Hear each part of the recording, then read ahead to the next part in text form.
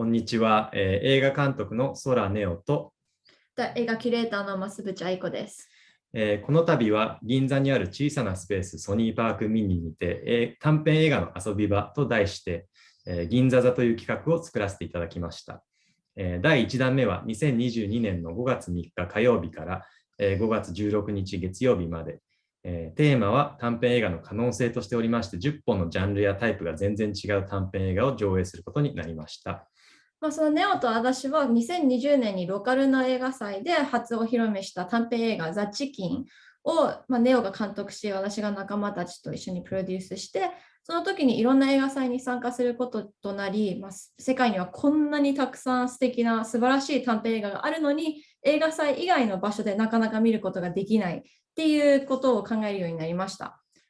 そこでソニーパークミニの皆さんから何か企画をしないかとお話をいただいたとき、短編の魅力がちゃんと伝わって、もっと身近なアートフォームになるような企画をしようと思いついたのが銀座座です。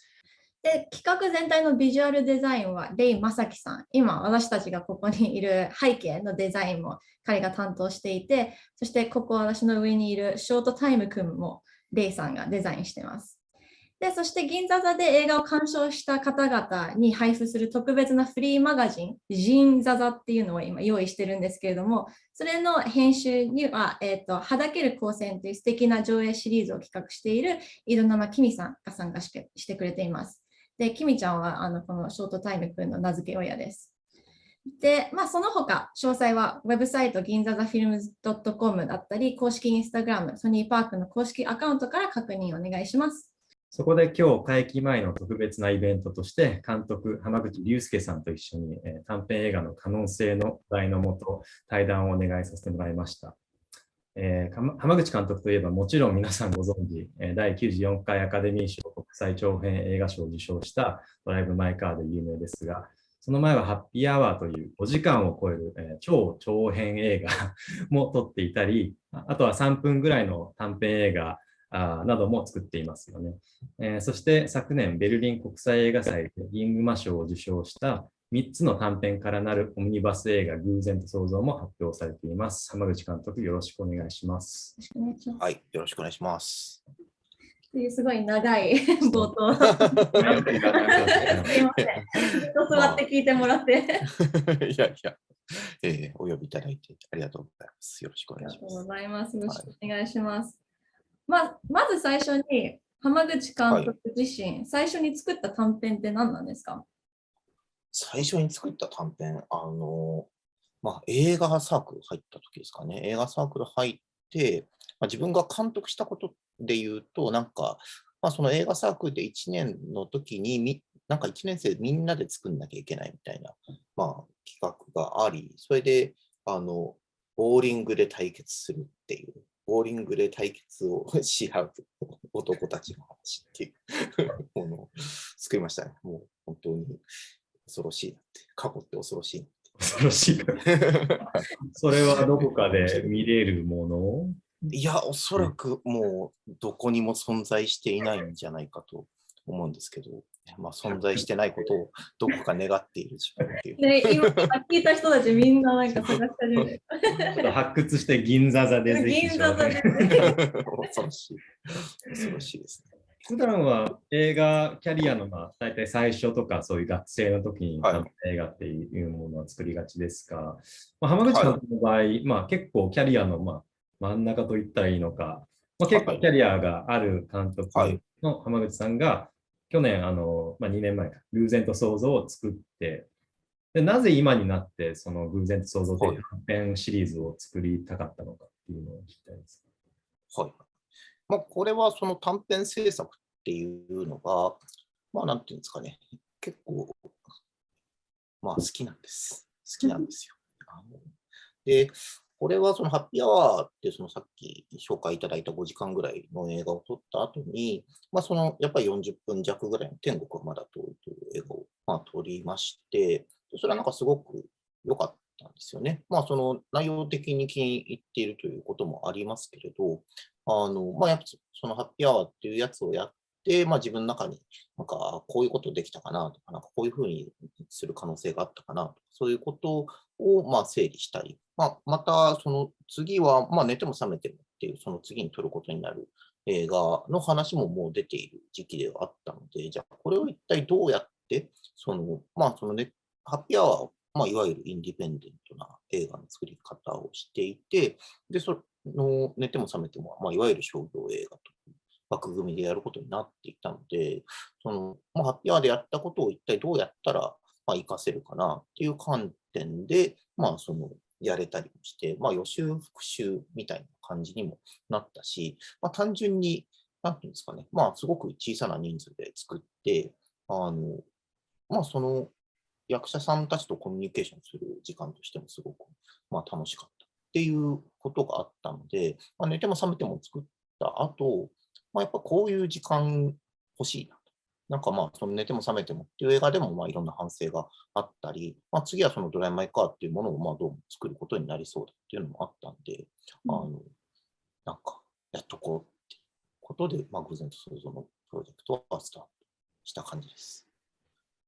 前に、ネットで読んだインタビューで、浜口監督にとって短編とはやってきたことの確認と、あとやりたいことへのチャレンジっていうふうに、言っ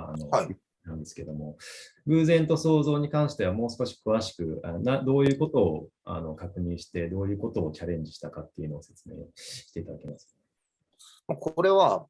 一番大きいのは、でもそのリハーサルの時間を長く取ったっていうことですかね。その一人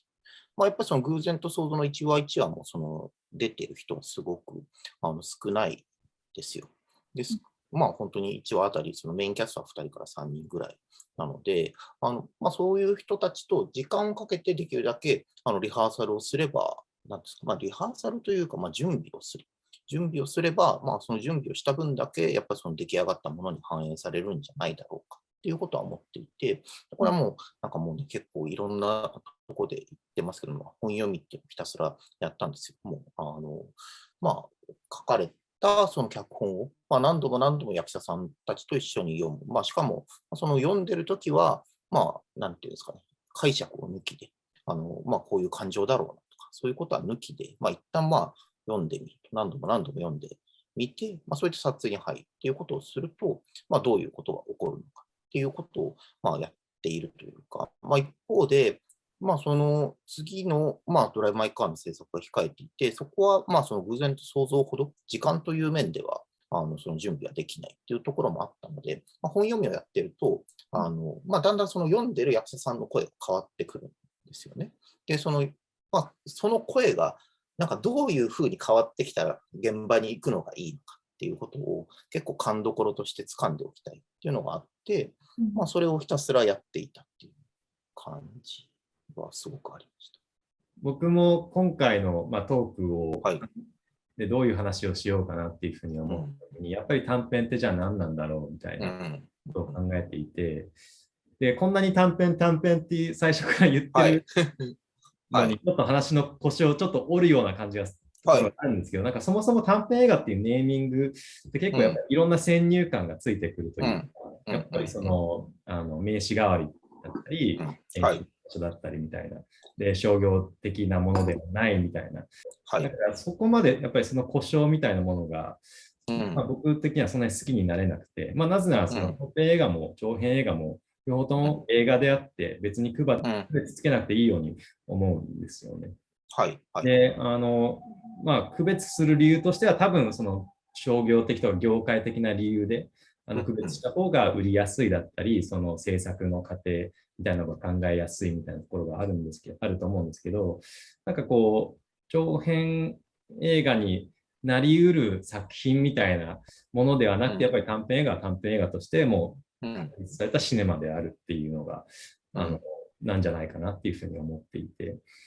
そうですね。この映画の長さのことを私結構よく言われて、なんでこんな長いの撮ったり、短いの撮ったりするんですかって言われるんですけど、でも一本一本にふさわしい長さがあるとしか、言えないっていうところは、実際ありますよね。そんなに、あまり縛りがない状況でやることが多いもんですから、その、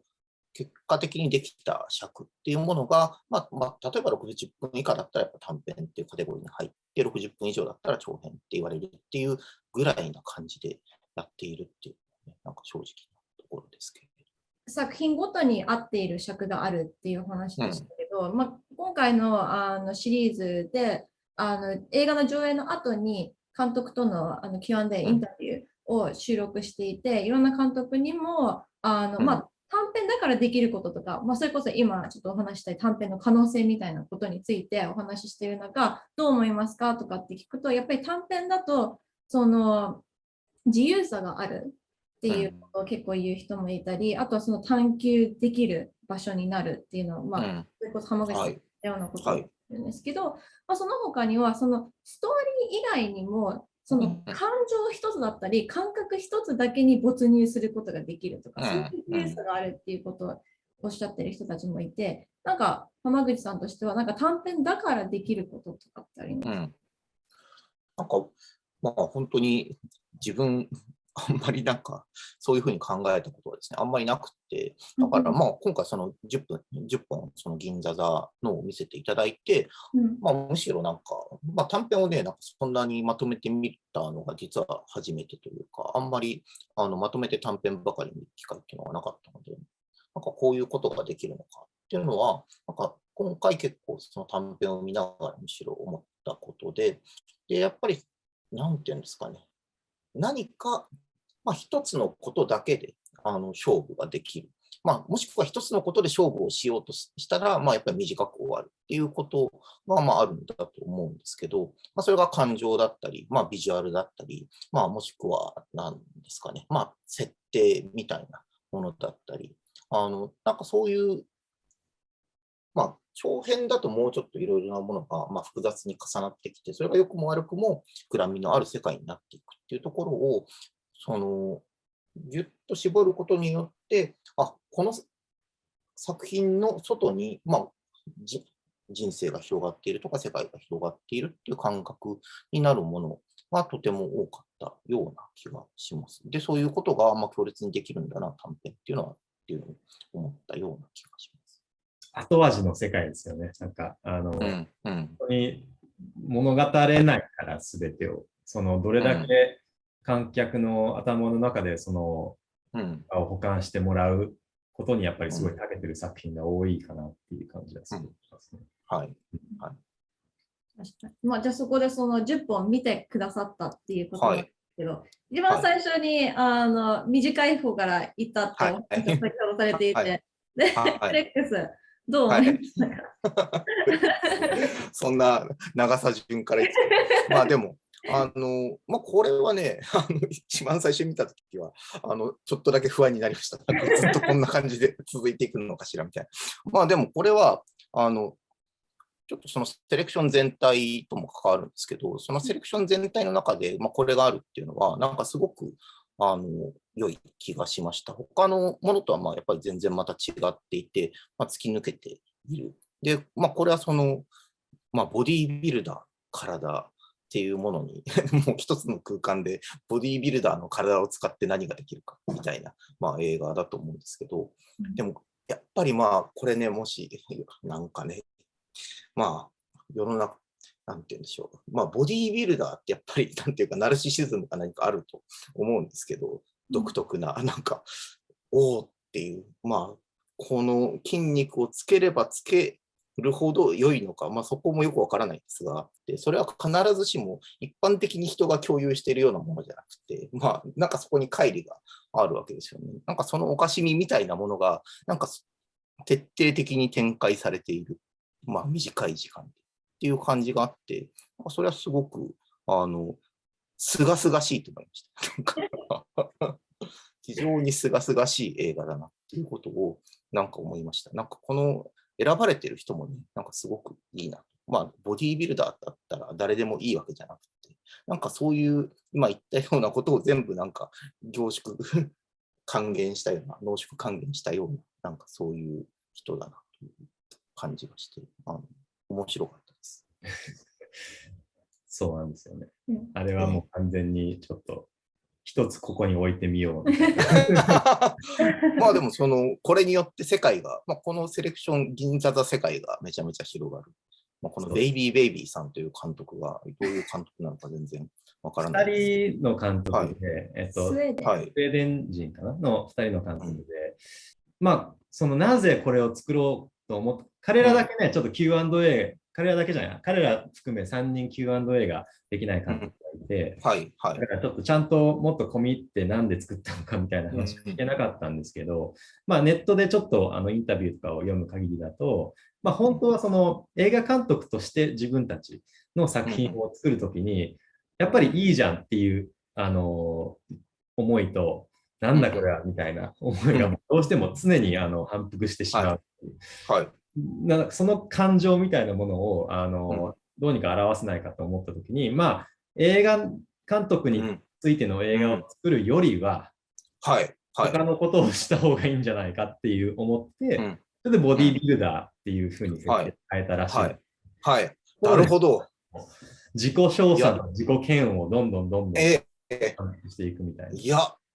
なんかめちゃめちゃ納得できるっていうか、なんか確かにそういうね、なんかすごくいいって思いながら、でもどんどんなんかある種自己批判じゃないけれど、なんか自分自身を解体していくような感じっていうのがあって、なんかそれはすごく面白かった。それはでも、なるほど。自分たちへの目線から、なるほどね。映画作りはボディービルディングみたいな。浜口さんとかも今やめちゃくちゃ筋肉ムキムキになってる。なるほど。いやー、もう解体しないといけませんね。じゃあ、せっかくなので、ちょっと全部、ちょっといただこうかなと思っていて、次に見たものだと何ですか？次に見たもの、夜がかな、まあ短さで。まあ、これもでもまあさっきそのね、短編って、なんかこの設定一つでなんかいけるみたいな、なんかところがありましたけど、まあこれはなんかすごく、なんていうんですかね、この短さによってなんかすげえうまいことやったなっていう感じがすごくするというか、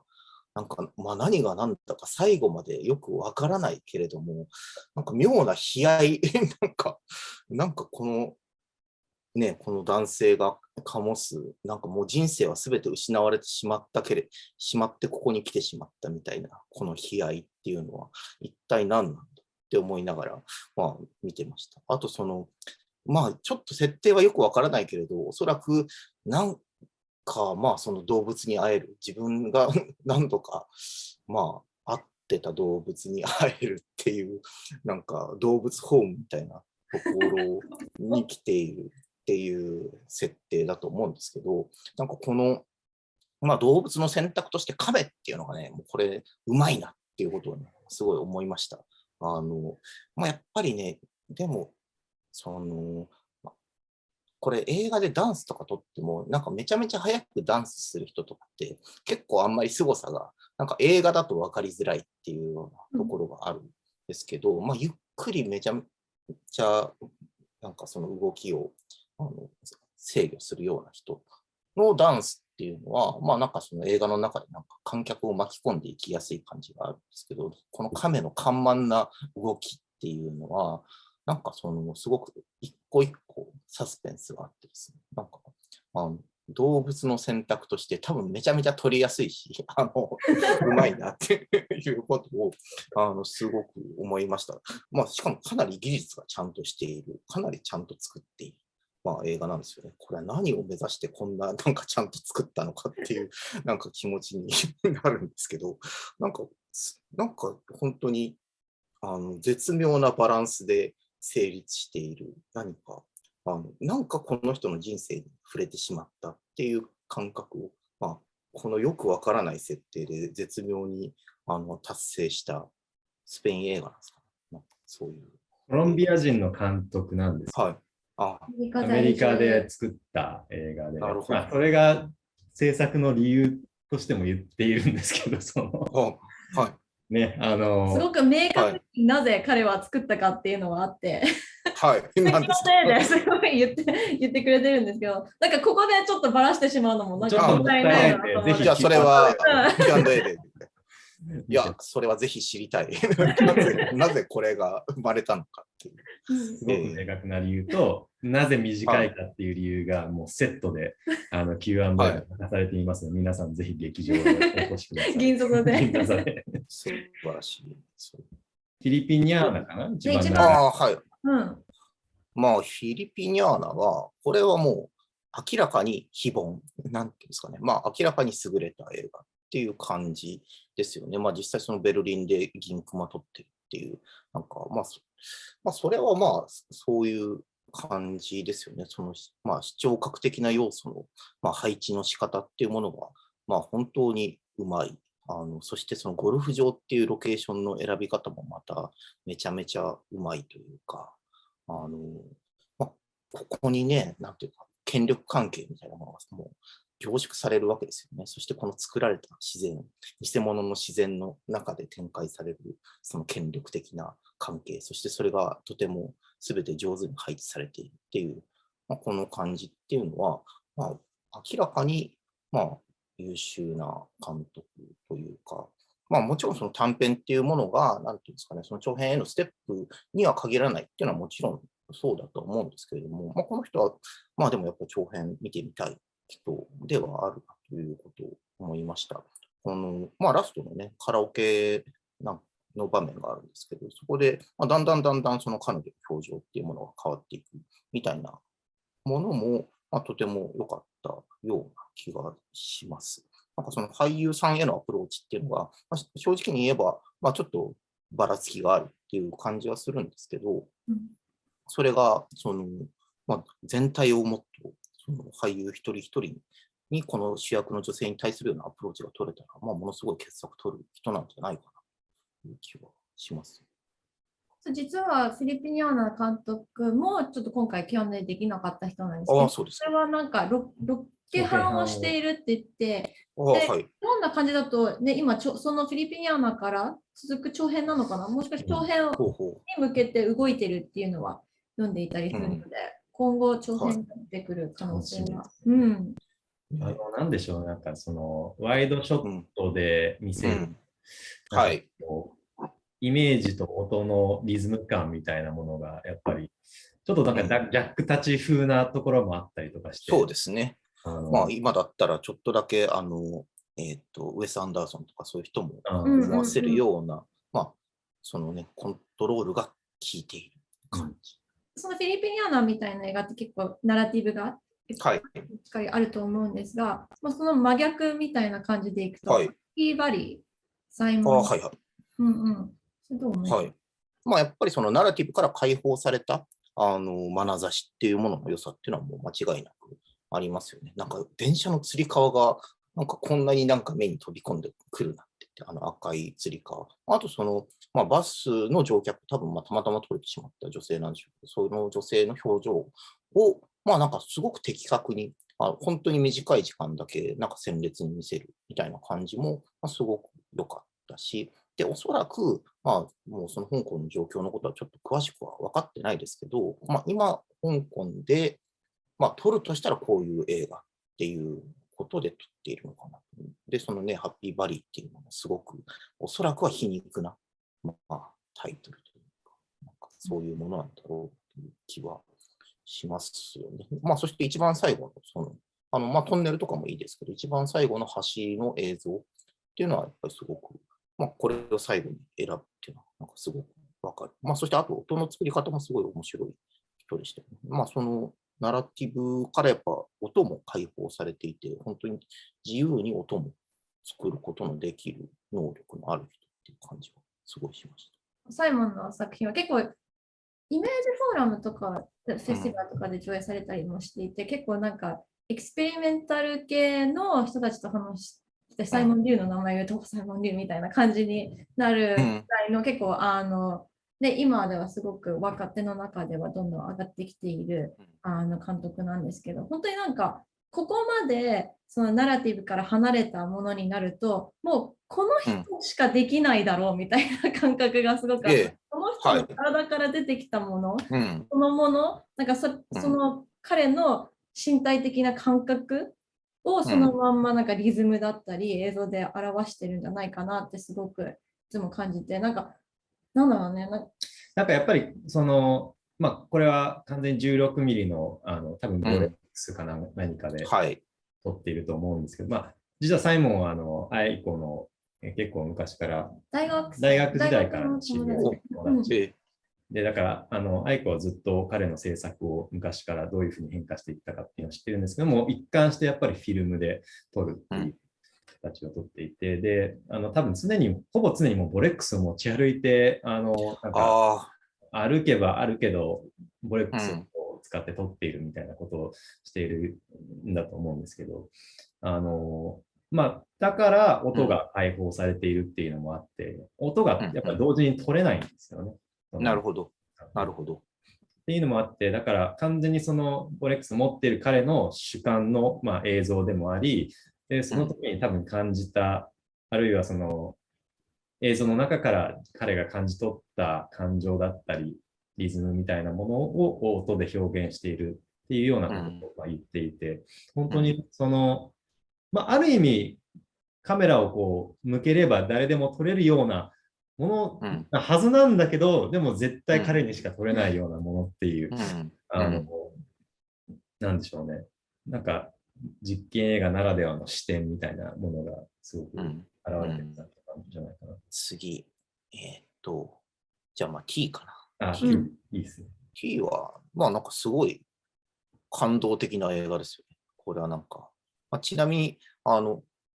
れも2回見てみて、1回目で、一番最初からこれ弔いの儀式なんだってことを言ってるんですけど、なんかそれがうまくちゃんと、1回目見たとき入ってなくて、何なんだって思いながら、見ていたら、やっぱりその亡くなった人たちに対するものなんだっていうことがだんだん分かってくると、このよくわからない宴っていうものが、持ってる、なんていうんですかね、切実さみたいなものが、胸に迫ってくる。そして一人一人、本当になんか映っている人が魅力的っていうのは、ドキュメンタリーとして一応分類していいと思うんですけど、これは本当に必須条件というか、一人一人が、やっぱり、なんていうんですかね、でも、こういうこと言うなんだけど、失うことによってすごく、なんかこの人たち自身が、実は魅力的になっているっていうところは、なんかすごくあるんじゃないかっていう感じは、すごくする。あれでしたね。で、もう一つでも思ったのは、この T っていうタイトルですよね。私たちってこのたった2本の棒で表現されてしまうものなんだっていう、なんか気づきっていうんですかね。もう、これはもう悲しみとか叙情みたいなものと一切関係なく、俺たちみんな T なんだなっていうことをですね。なんかすごく思わされる。その圧倒的な抽象性とドライさと、このなんか悲しみを、どうにかしてその心の穴は、消えないのよってそのお母さん叫びますけど、なんかそのアンバランスがなんかめちゃめちゃ素晴らしいというふうに思いました。なんかどこまでなんていうんですか、ドライさとその悲しみみたいなのを狙ったかわからないけど、でも結果としてすごくこの短さの中でね、最後まで赤と青で踊ってる青年とか、素晴らしいですよね。実はですね、実は全くドキュメンタリーじゃないんです。なんですってなんですって。すべてセリフで、すべて書かれてます。すべて台本があるそうなんですよ。でもコスチュームデザイナーってそういえばクレジットにあった。私たちもびっくりして。キーボールすらもフィクションなんです。すげえ。すげえ。しかも初監督作品っていうことで、あそこまでなんかこう、メディアをコントロールして、浜口監督なんかもう映画を見まくってるもう超シネフィルでさえドキュメンタリーを思わせるようなコントロールの立ち方みたいな。僕たちもそうですよ、もちろん。全然分かんなかったんですけど。そう。いややられた。いや、本当にでもそういう。でもじゃあ、多分そのある種のドライさの方が本質なんだろうな。なんか。そうだと思います、ね。でもそのドライス、でも多分本当に両方あるんでしょうね。なんかそのことでまあ実際そのフィクションだとしても、まあなんかそのことでなんか感動が減じるっていうこととはなんかまた違う感じはしますね。なんかそのことで、なんかその、まあその悲しみが持っている価値っていうものもちゃんと表されているような気がすうん。なんか浜口さんがこう T の話をしてて思ったのが、それこそ本当に、もう本当にドキュメンタリーだと思うくらいに、すっる。ごいなんか奥底から言ええ、葉が発せられてるっていう感覚がはい。すごい全てのキャラクターがあうん、って、なんかそのなんかカメラに対しての戦い方だったり、あとはうん、なんか、で、その全てカメラを全て受け入れるような主人公たちじゃなかったり、うん、なんかそういううん、なんか声から出てくる、伝わってくるリアルさっていうのは、その浜口さんが初めの方でもおっしゃってた、なんか声の質になんかはい。ものがあるのかなとは思いました。バズキル。あ、バズキル。はい。あ、バズキルも、まあでも、その10本の中でも、まあとても好きな1本ですね。これまあその自分が見たのは字幕がなかったから、まあどんだけ分かっているかっていうのは、なんか心もとないところはありますけど、まあなんかその、まあ多分女の子たちが、その、もともとは遠くから見ていた、まあ、グループの中に、まあ、だんだん入っていって、まあ、起こる刺激なのか何なのかみたいな、まあ、話だと思うんですけど、でもこのハリウッド映画とかでよくこのプールサイドでパーティーするみたいなのがあるじゃないですか。それはやっぱ圧倒的な距離感を持って見るんですけど、こんな、なんていうんですかね、なんか、こんな世界あるんだな、みたいな感じで見るんですけど、でも、なんかそのプールサイドパーティー映画として、なんか最も切実なものを感じるというか、まあ、やっぱりその外側からだんだんこのプールの中に入っていく感じっていうので、しかもちょっとやばいんじゃないのと、なんかそいつらにそんなに近づいていいのというような、まあ、気持ちとか、まあでもやっぱり彼女が、まあ、自分で望んでどんどんその、まあ、危険な方向に、まあ、どんどん行っていく。でもその、ここの世界の中になんかその惹かれていくっていうものも十分にわかるので、なんか、すごくドキドキしながら10分間見ました。最後の終わり方の曖昧さみたいなものもとても素晴らしいと思います。いや意外とでも本当にどう撮ってる、どうね、こんなプールの中でなんかぐるぐる回るみたいなのありますけど、あれどうしてんだろう。手持ちって、まあ個人的には、なんですかね、全面的にちょっと手持ちで撮りすぎなんじゃないのと思うことって多いんですけど、まあこれは手持ちでしか、まあ、撮り得ない感覚っていうものがちゃんと備わっている映画っていう感じはすごくします。まあ、じゃあちょっとドキドキハラハラさせてしまうバズキルと、ちょっとはい。気持ち的には真逆ぐらいに思う、安心リバー、見えないか。はいはいはい。これも、なんかフィリピニアーナが確かスタンダードだったと思うんですけど、これもスタンダードの画面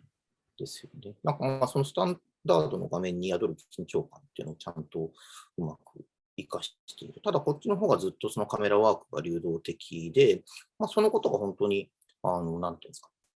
まあよくも悪くも特徴になっていると思います。まあ犬を追うショット、なんか犬を追うロングショットがなんかありますけど、あれなんか本当に素晴らしいなっていうことを、まあ、思うし、あとまあ、人物の描写に関しては、まあとてもなんかすごく細かいところでハッとさせられる、なんかその恋人のタトゥーをちょっと二の腕のタトゥーをカリカリと触っていたりとか、まあ、その男性がその川で魚をさばいていたりとか、そうするとその男性の暮らしっていうものが、まあ、川とすごくつながっているっていうことも見えてくるし、そこでなんかすごくメロドラマ的ななんかセリフが展開されていたりもして、なんかすごくうまいというか、なんかすごいなということを結構思いました。なんかこの人は、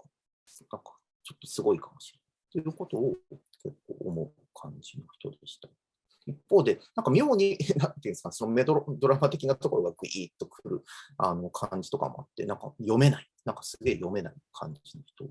だなと思います。はい、まあでもやっぱこの川ですよね。結局川で全部、まあ、ちゃんとつなげられているし、その眠れない男性のその、ね、話も川にちゃんと回収されていて、そういう、なんか、まあ、うまいっていうよりは、なんかでも本当に腰が座ってる感じっていうのがなんかしますよね。とてもこれも素晴らしいと思いました。じゃあ、で Stay Awake Be Ready に関してはいかがですか？これは、まず本当に、そのカメラワークとして優れている。本当に技術的、段取り的に、この10本の中でも本当に、なんていうんですかね、突出して、その技術として素晴らしいっていうとあれですけれど、なんかそういう感じはすごくしました。その十数分、全く飽きずに、もうワンシーンワンショットで見てしまうっていうのは、これ本当すごいことだと思いつつ、でも、思いつつも、こんなにワンシーンワンショットを、なんかワンシーンワンショットのためにワンシーンワンショットやってるっていう風にも、やっぱりちょっと感じてしまう瞬間は、あって、そこがちょっとだけ気にかかる感じはありました。見れてしまうけれどっていう、なんか欲を言うならば、最後ね、雨が降るんですけど、その雨をですね、もう、一番最初のポジションでもう一回見たいっていう、なんかそこまで弾いてくれればっていう気持ちは。なんかでもそういうふうな、なんていうんですかね、本当に驚かせることをしてほしいっていうことを思わせるぐらいに、技術っていう点では本当に10本の中でも突出しているということを思います。で、これを、じゃあどうやってね、なんか、もう一段階ちょっと我々を驚かせてくださいっていう、できる人でしょっていう感じは、なんかちょっとだけする。そういう感じはしました。今後が楽しみって感じですね。どうですか？どうですか？お二人的に。いや、なんか、そう、やっぱりハリウッドとかでも、この作品全部ワンカットっぽく撮りましたみたいなのがこう称賛されがちなので、それに関してのなんかこう、みたいなところはよくわかる反面、これに関してはやっぱりやっぱり短編だからいいんじゃないかなっていう思いで、フレームの外と中の使い方みたいなものがものすごくうまいなっていうのがあって、で、そのフレームの外と中をコントロールするには、やっぱりああいう風にカメラを動かさなきゃできなかったんだなっていうのが感じられたから、なんかこう作品の中、もともとの本質から出てくる、やっぱりカメラワークなんだなっていうのはすごく感じました。いや、そうですね。本当に、自分ができるかって言われたら、でも全然できない、なんかレベルのことをこの人本当やってて、本当それはすげえっていうことを、思ったんです。思いました。それじゃあ、あと残りが、ちょっとここは唯一日そう本の映画、透明な私、村岡由里さんの。はい。はい。これこそでもまさにその短編が、長編としてのステップとかそういうものではもう全くなくて、これ自体で本当に完成している。これは、このおそらく村岡さんにとって作られなくてはいけなかった映画なのではないだろうかという感じのする、映画ですよね。で、なんかその一個一個の構成要素が、なんかどういうふうに有機的に機能しているかっていうのは、全然わからないっちゃわからないっていうところはあるけれど、でも、ある種の切実さというか、一個一個この人にとってこうされなくてはならなかったんだろうということがかえって、迫ってくるようなところがあって、よくわからないけど、なんか、心が震わされるっていう、なんか感じはすごくありました。どうですか？なんかセルフポートレートとして自分の過去作までをも素材として使ってしまうみたいな、マスクの中、そうなんですね。しているのが、彼女自身の過去の作品のある意味包括したような、なるほど。みたいなことになってるんですけど。それでなんかちょっと画質も違う。いや、このマスクをスクリーンにするっていうアイデア、なんか、なんかぜひやりたいっていう気持ちになんかなりましたけど、なんか、どう組み込めるかは一切わからないけど、なんかこんな風に、その顔の一部をスクリーンにすることができるんだっていう。これはでも本当に大画面で見たら、また全然違う感じかと。全部そうですけど、そうで、面白い。また、ぜひ会場で見てみたいやつですね。お待ちしてます。じじゃあ残り最後1個、ゾーナ。はい。まあ、多分その日本で撮ってる部分と海外で撮ってる部分が混在しているのかなと思うんですけど、どっか一箇所で日本っぽくその室内を撮ってるってことなんですかね、美術に。なんか、ただまあ、老女と、まあ言いますけど、この老女が、なんていうんですかね、そこを歩いてるだけで、まあその室内は完全に日本的な空間で、外に行くとすごく、なんですかね、まあ、欧米的な空間になるんですけど、なんか、それがすごく、なんですかね、良かった。この人の体が、まあ、決して自由ではないような形で、その空間を歩いていって、まあ、その日本っぽいものとか、まあ、中国っぽいものとか、その海外っぽいものが全部一つにまとまっていくっていうので、そのことによって、まあ、多分近未来とか、そういう設定なんだと思いますけど、そういう設定が、なんかでもフィジカルに納得されるような感覚っていうのがあって、素晴らしいと思います。で、この鳥がガラスにぶち当たってくるって経験、私もしたことがあってですね、ぜひ映画でやりたいと思ったんですけど、やられたっていう感じ。でもまあ、ね、物語と関わることなんですけど、まあでもその鳥の扱い方っていうものが、まあ最後まで本当にピンと、なんていうんですかね、まあ本当にもう決してわかりやすくない叙情になっていて、これは素晴らしい演出力だなっていうことを思いました。そう、多分この作品に関しては全部 LA のちょっとはい。LA が設定ってなっていて、はい。でも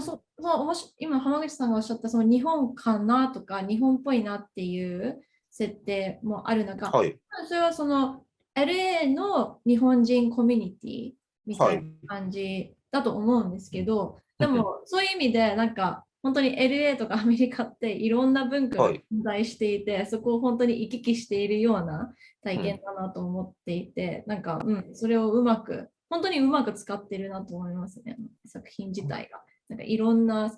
スペースを動くことによって、なんか文化もちょっと違えば、なんか見えてくるものも違う。でも多分同じ都市の中。うん。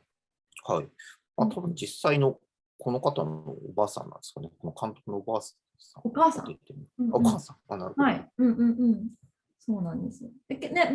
前作でも一緒にコラボレートしていたらしくて。なるほど。いや、でもうまいな、このこの人ってなんかすごい思ったんですよ。なんかすごい説得力のある形。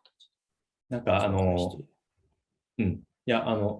これはもう本当に世界観の映画なんだなっていうのはすごく感じていて、でもその世界観でカメラワークだったり、美術だったり、